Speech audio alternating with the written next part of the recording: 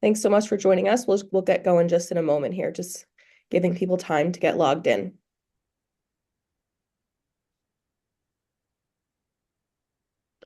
All right. So with that, we'll just dive into a bit of an introduction here for today's webinar. So good morning, everyone, and welcome to ARMA's webinar series. Today's session is an oversight fee consultation webinar. My name is Kayla Duty, and I'm a Senior Manager of Public Affairs with Canadian Strategy Group. It is my pleasure to serve as facilitator and moderator for today's webinar, and I would like to begin with a land acknowledgement before we get started. ARMA works with Albertans from all areas of our province and acknowledges the Indigenous peoples who lived among and traveled through the land in the area currently known as Alberta. The relationship that peoples of Treaty 4, 6, 7, 8, and 10 and Alberta's Métis and Inuit people have with the land is founded on a deep respect for the environment. This connection forms the foundation of our responsibility and vision of inspiring a future without waste. Today's webinar will share information and answer any questions that may help inform producer feedback throughout the consultation process. To keep time moving along smoothly, we will follow the prior webinar settings where registrant audio functionality has been turned off. So that means if you would like to ask a question, we invite you to use the Q&A chat at the bottom there. Questions will be addressed throughout the presentation as you pop them in that chat, so feel free to put anything in there as it arises. Also, as a reminder, these webinar sessions are recorded and will be made available on the ARMA website afterwards. With that said, I will now turn it over to Kim Tycrobe, Manager of Regulatory Operations with ARMA. Over to you, Kim. Great. Thanks, Kayla. Hello, everyone. Thank you very much for joining us today for ARMA's final 2026 Oversight Fee Consultation webinar. As Kayla mentioned, my name is Kim Tycrobe, and I am the Manager of Regulatory Operations here at ARMA. We really appreciate you taking the time to participate and share your feedback today. We will be walking through the 2026 fee setting process, how it builds on last year's framework, and some of the key factors influencing the 2026 oversight fee. Our goal for this session is to make sure you understand the approach, the numbers behind it, and to gather your input before finalizing our recommendation to our board of directors.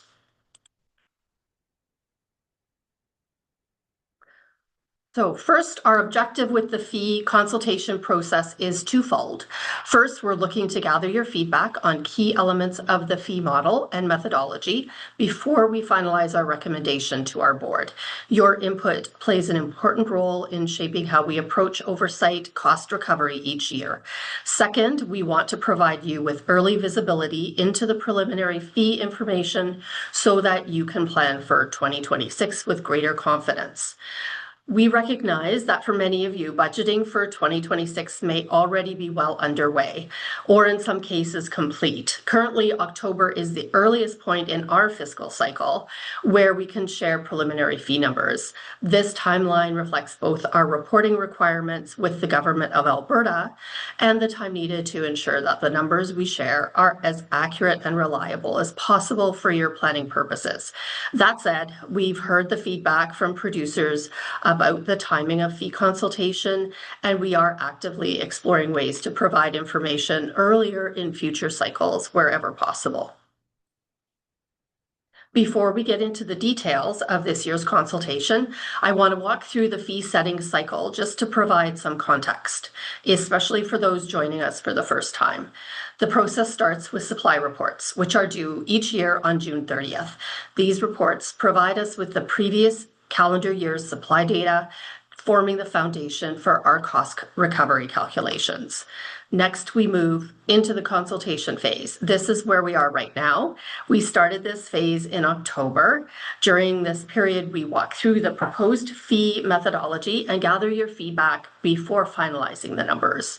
Following consultation, the proposed fees go through board approval, and final oversight fees are published in February. Finally, invoices for the oversight fee for 2026 will be issued in April. This aligns with the start of the new fiscal year for ARMA. So overall, the cycle runs from data collection to consultation, approval, and invoicing, ensuring there's a structural and transparent process behind each year's oversight fees. Now that we've looked at the overall fee setting cycle, let's move on to the principles that guide how oversight fees are established. These principles form the foundation of our approach. They assure that the fees are set are transparent, fair, and aligned with ARMA's regulatory mandate. We apply these principles consistently each year when reviewing program costs, forecasting future requirements, and determining how these costs are shared across obligated producers. Our fee-setting objectives are grounded in the principles outlined in ARMA's fee-setting policy, which was developed and finalized during our first fee cycle. That policy is publicly available on our website for anyone who wants to review it in detail. To summarize, there are 3 key objectives that guide how we set and review oversight fees each year. First, it's a transparent process. ARMA is authorized to establish and collect fees to recover the costs of EPR oversight, but equally important is ensuring that our fee-setting approach is transparent and well understood. We want producers to have visibility into how fees are developed, the assumptions that guide them, and the opportunity to provide feedback before anything is finalized. Transparency is essential for maintaining stakeholder trust and alignment with regulatory expectations. Second, financial sustainability. The oversight fees must ensure that ARMA has the resources to effectively fulfill its regulatory operations, both now and in the future. This means maintaining the capacity to oversee the system responsibly while ensuring we can respond to emerging risks, priorities, and operational needs without interruption. Thirdly, reasonable oversight fees. Oversight fees are based on actual costs and are fairly allocated between the 2 EPR programs, PPP and HSP. As the system matures, we'll continue refining our cost allocation approach to maintain fairness, transparency, and proportionality across programs. So this slide shows the 3 key parts of ARMA's fee-setting framework, which together determine how oversight fees are calculated and allocated. First, ARMA's budget. We begin by identifying the total costs required to oversee the EPR system in Alberta. This includes both the initial startup costs from building the system and the ongoing annual operating costs needed to maintain and administer it effectively. Second, cost allocation by PPP and HSP. Once we know the total oversight cost, we allocate those costs between the 2 programs, packaging and paper products and hazardous and special products. This allocation ensures that each program pays a proportional share of ARMA's total oversight expenses based on the work and resources required for each. Finally, cost allocation by producer. Within each program, we determine how these costs are distributed among individual producers. The goal here is fairness and transparency, ensuring that each producer contributes in proportion to their participation in the system. Together, these 3 components ensure that the oversight fees are grounded in actual costs, equitably distributed, and consistent with our regulatory framework. So when we talk about ARMA's budget or our overall cost recovery objectives, there are 4 key components that make up the total costs we need to recover through the oversight fee. 3 of these categories will look familiar from last year. They are amortization of the startup costs, annual costs, and financing costs. These continue to represent the foundation of our operating budget, covering the system's startup costs, ongoing operational needs, and the payment of interest on the funds borrowed during startup. Last year, we also added a fourth category called the EPR Reserve Fund. That reserve fund has now been fully established, so we won't be allocating any new dollars to it in 2026. Instead, you'll see a new category introduced this year. That's the surplus deficit adjustment. This captures the adjustments that occur when producers update or revise their supply reports after fees have already been set. We'll speak more about that later. Finally, just a note on the amortization. 2026 marks the third year of our 5-year amortization plan established during program startup. This ensures a gradual and predictable approach to recovering those initial costs over time. So, after establishing the anticipated budget needs, we then look back at how oversight costs are allocated between the two EPR programs, packaging and paper products, PPP, and hazardous and special products, HSP. Following our review of registration trends and growth rates across both programs, we will be maintaining the same allocation as last year. That is, 86% of costs will be allocated to PPP and 14% of the costs are allocated to HSP. Over the past year, both programs have continued to grow at a steady and consistent rate. The number of new producers joining each program has remained proportional, which means neither program is expanding faster than the other. Given this stability, there's no need to adjust the allocation at this time. Maintaining the 86-14 split ensures our cost distribution remains fair, balanced, and consistent year over year. At the individual producer level, we're maintaining the same two-part fee structure as last year. Each producer either pays a flat fee or a flat fee plus a variable fee, depending on their total supply volume. This year, we've updated the distribution between those two groups to reflect current producer trends in terms of size of the producer. We are proposing a split where 45% of producers will pay only the flat fee, while 55% will pay a combination of the flat fee and a variable fee. For your reference, we proposed a 40-60 split for last year, where 40% of the producer paid a flat fee only. This shift reflects the changing profile of producers entering the system. We've seen more small to medium-sized producers registering over the past year. That's why the proportion of producers paying only the flat fee has increased slightly compared to last year. The supply thresholds remain unchanged from last year, 50,000 kilograms for packaging and paper products and 1,000 kilograms for hazardous and special products.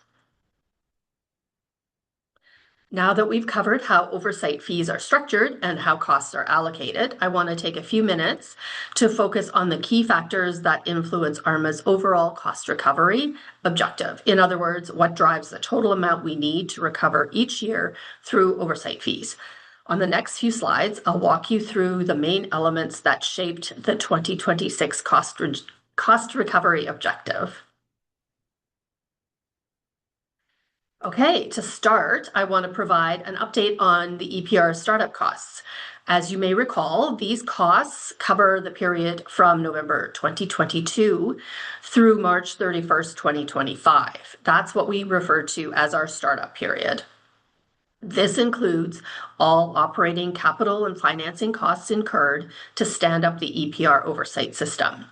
When we completed our inaugural fee setting last year, we were still within that startup period and relied on forecasted numbers. At the time, the total startup cost was estimated to be $13.4 million, and that figure was used to establish the 2024 and 2025 oversight fees. These costs were set to be amortized over 5 years, covering the 2024 through 2028 oversight fee years. Now that our 2024 fiscal year has concluded, we've finalized both the operating and capital portions of our startup costs. Because the amortization continues through 2028, the financing proportion, which represents interest on the funds used during startup, remains partially forecasted for 2025 and beyond. With those updates incorporated, our final startup costs now total approximately 12 million compared to the original 13.4 million estimate. The variance of approximately 1.4 million is primarily due to lower than expected consulting and legal costs, along with the deferral of management reporting functionality in the registry, as those regulatory requirements will not come into effect for a few more years. Next, I want to highlight where we are with our 2024 and 2025 oversight fees, since changes in the current year's cost recovery objective directly influence how we set our 2026 fees. This table summarizes the combined results for the 2024 oversight fee year, which now reflects final actuals, and the 2025 oversight fee year, which is a mix of actuals and forecasted costs. The categories listed on the left may look familiar. They mirror what you saw in last year's consultation. The startup costs, including operation, capital, and financing costs, annual costs, which are both operation and capital, reserve fund contributions, and a new category introduced this year, the surplus or deficit adjustment, which captures any changes from the previous and current year based on updated producer supply reports. You'll also see three columns for comparison. Overall, which reflects the total cost recovery objective for the EPR oversight. PPP, representing the portion of costs allocated to packaging and paper products. And HSP for the portion allocated to hazardous and special products. Based on our final 2024 costs and the most recent 2025 projections, we are not expecting any material surplus or deficit resulting from prior year supply report adjustments. However, our current year adjustments are tracking towards a small surplus, which will help reduce the overall cost recovery requirement for 2026. So, as I mentioned on the previous slide, the new component in this year's fee setting is the surplus or deficit adjustment. This is directly tied to changes in reported supply volumes after fees have been set. Because oversight fees are calculated based on a snapshot in time of reported supply data, any changes made after that point will naturally result in either a surplus or a deficit relative to our cost recovery target. There are two main drivers behind these adjustments. The first is any adjustment to existing supply reports. So these occur when producers revise previously submitted data, often due to reporting errors or regulatory updates that require recalculations. These also include new supply volume. This represents additional material from producers who registered or reported after the original fees were set, but who are still obligated to contribute to that oversight year. Since last year was our first oversight fee year, there were no surpluses or deficits to consider at that time.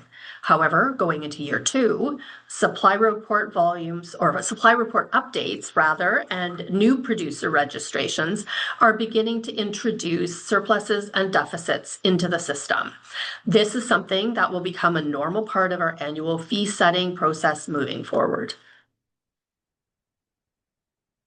So, taking a closer look at the PPP surplus and deficit breakdown, there was a significant adjustment made to one producer's 2023 supply report due to a reporting error.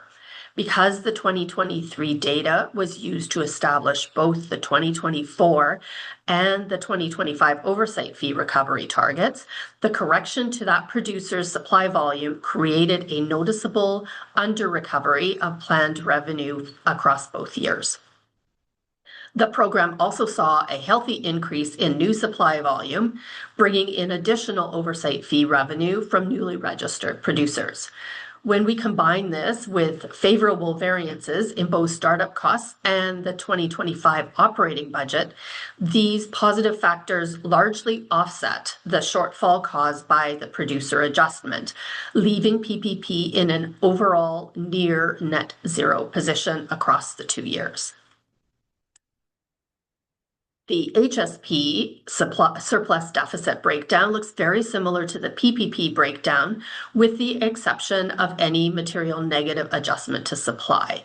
The favorable variances in new supply and the startup and operating budget results in the surplus you see in the table in the earlier slide. So now that we've looked at the 2024 and 2025 results, and the factors that influenced our cost recovery to date, let's shift our focus to 2026, especially how those factors translate into next year's oversight fees. So, the 2024 supply volume used in our fee setting calculations for 2026 oversight fee is based solely on supply reports submitted by producers to date.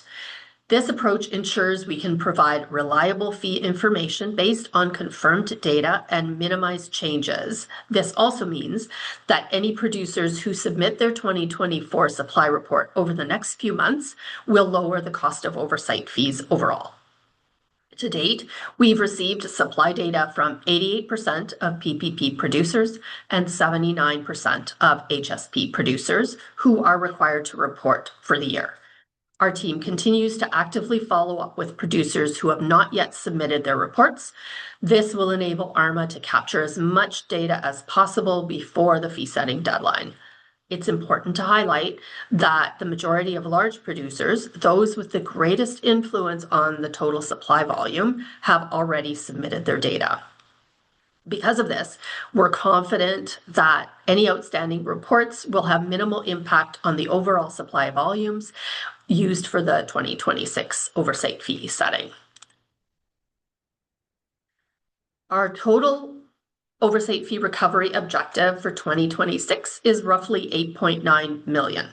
Factoring in the anticipated surplus in HSP, the total recovery target would be 8.7 million. For comparison, the 2025 oversight fee was based on a 9.1 million cost recovery objective at this time during the consultation. The startup recovery amount for 2026 reflects the initial startup costs and an updated annual allocation based on these actuals. This brings the annual amortization to around 2 million per year across both operating and capital costs, down slightly from the 2.25 million used previously, along with a slight reduction in financing costs. Our annual operating budget for 2026 is projected at 5.7 million, which represents only a modest increase from the current 2025 estimate of 5.4 million. We also anticipate capital costs of roughly 800,000, primarily to begin building out deferred registry functionality that was postponed during the startup phase. Altogether, this results in the following projected 2026 fee rates. For PPP, a flat rate of $170, variable rate of 0.034 cents per kilogram. For HSP, flat fee of 350 and a variable rate of 0.1167 per kilogram.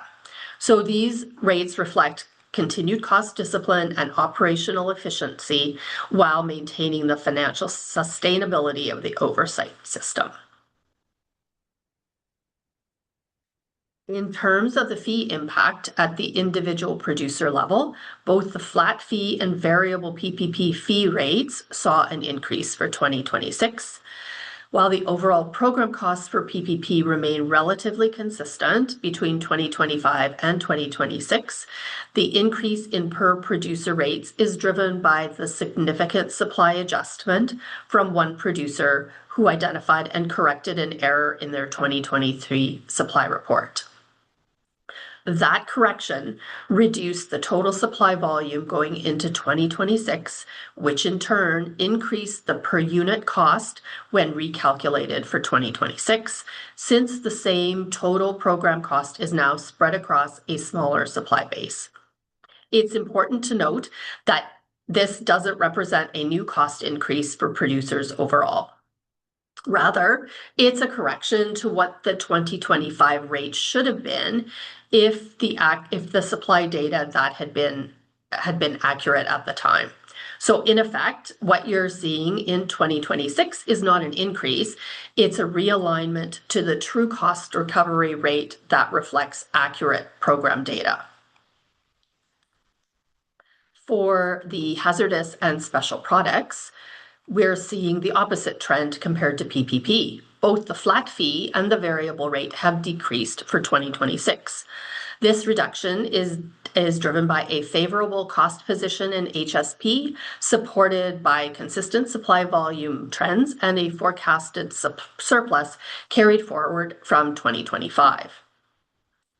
Unlike PPP, there were no significant producer adjustments affecting reported supply volumes. This means the program avoided the type of deficit that led to higher rates on the PPP side. As a result, the flat fee decreases by $120 from $470 last year to $350, and the variable rate decreases by 15% from 0.1383 per kilogram to 0.1167 per kilogram. So looking at the total supply volumes across both programs, we're seeing a slight overall decrease between the 2023 and 2024 reporting years. While the difference isn't significant at the system level, the volume comparison graph above highlights the impact of the correction made by one producer last year. In 2023, PPP oversight fees were originally set based on the reported supply of about 259 million kilograms. After the correction, the actual supply was closer to 230 million kilograms. In reality, the true year-over-year change between the 2023 and 2024 supply reports is only about 4 million kilograms. However, because last year's rate was calculated using the inflated 2023 supply volume, this is why we're now seeing the increase in per producer rates that I mentioned earlier in the PPP cost recovery comparison slide.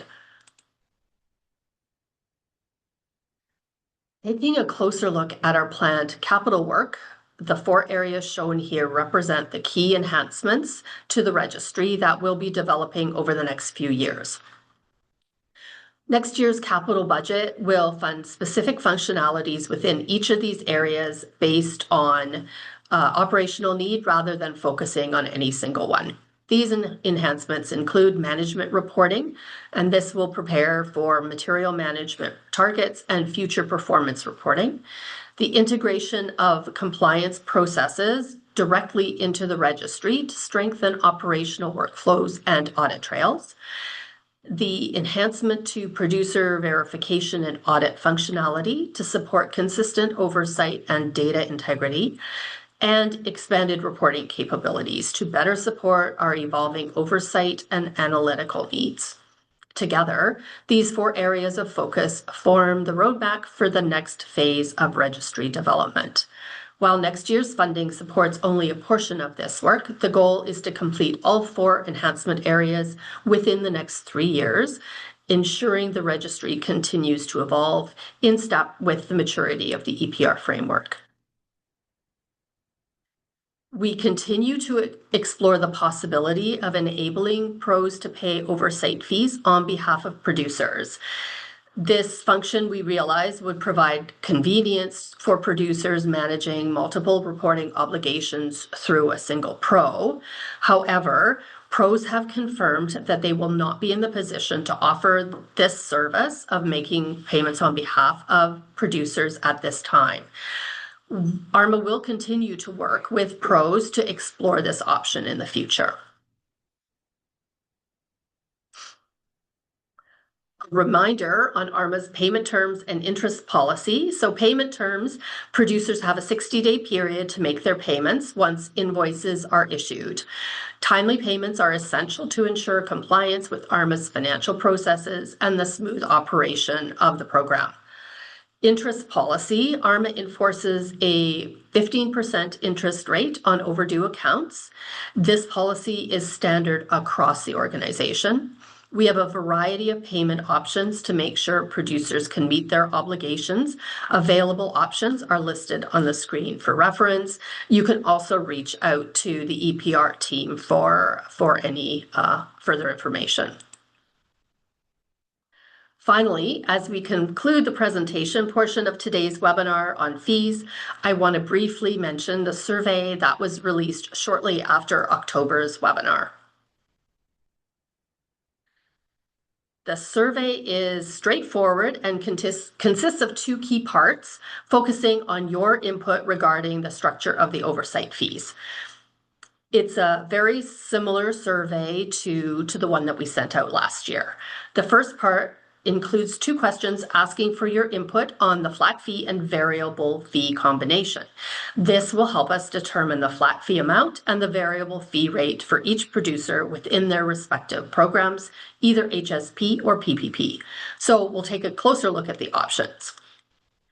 So for the flat fee contribution, you will be asked to choose from three options representing different percentages of the overall cost recovery target. Option 1 recovers 1% of the total cost recovery target, making it the lowest flat fee option. Option 2 increases the contribution to 2% of total cost recovery target. And option 3 represents 5% of the cost recovery target, making it the highest flat fee option. With respect to the variable fee threshold, on this one, we will be asking your input on what proportion of producers should be obligated to pay only the flat fee versus those who will pay both the flat fee and a variable fee. You will choose from three options again. Option A, 35% of producers pay only the flat fee and 65% pay both flat and variable. Option B is a 40-60 split with 40% paying only the flat fee. Option C is a 45-55% split where 45% of producers pay only the flat fee. The combination of responses to these two questions will guide us in sending both the flat fee and variable rates for the 2026 oversight fee. Your feedback is essential in ensuring that the fees are equitable and sustainable for all stakeholders. We encourage you to take the time to carefully consider the options presented and provide your input. There will also be an option to provide some input on the survey as well. If you did not receive a link to the survey after October's webinar, please reach out to EPR at albertarecycling.ca and we will be happy to send you a copy. So before we go to questions, I want to provide a non-fee related update on the upcoming 2026 supply report. The 2026 supply report verification requirement has been deferred. ARMA is taking a thoughtful and risk-based approach to verifying producer supply reports. We're currently evaluating whether to continue with annual verification or transition to a targeted risk-based model that focuses on areas with the greatest potential for variance or compliance risk. Our goal is to design a process that ensures accuracy and fairness while maintaining unnecessary administrative burden for producers. This isn't a pause in oversight, it's about building a smarter, more efficient verification system that supports long-term program integrity. With that, I will pass it back to Kayla to help moderate any questions you may have. Thanks so much, Kim. That was a really great presentation. So thank you for doing that today. Just a reminder for folks that if they have any questions too, please put them in the Q&A and we'll be just going through those now. So there is one in here, Kim, so I'll read this one out to you now. So this one says, good timing because we just spoke about this. Question for deferral of the 2026 supply report verification. So just to confirm here, do we need to provide any verification for the 2024 supply data in 2026 reporting? But I feel like we just addressed that question, hey? Yeah, we did. So there will be no verification required for the 2024 supply data in 2026, nor will there be for the 2025 data, which will be submitted in 2026. However, if a producer has already started or wishes to provide a verification to us, those are definitely welcome, and we will take those in, and they will help. They help us to inform where we will be going with verification and audit. Excellent. Perfect. And then another just quick question here as well. Just someone is wondering if there is a way to get a copy of this entire meeting. So it will be available online afterwards, right, Kim? Yes, so this the original webinar is posted onto our website, and this one will also be posted onto our website. There is an EPR fee page on our website, and we'll have a copy of this entire presentation posted probably within the next 2 or 3 days. Excellent. Perfect. And then another question just came in here. This one is also about deferment as well. So this one says, will there be the potential to need to report 2024 and 25 data in 2027 if that is the final outcome? I think what you're asking is if there will be a requirement to verify the 2024 and 25 data in 2027. And at this time, that is not what we are anticipating. We will likely be having some consultations regarding our updating our verification procedure. We will require, obviously, 25 data to be reported in 2026, and there will require an attestation, but no verification at this point.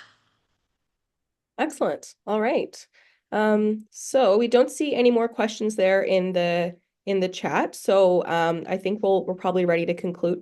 Oh, no, a couple of more snuck in there. So I'll read these ones out to you as well, Kim. So the first one here says, can you please speak about collaboration with other provincial delegated authorities to align on the oversight and enforcement?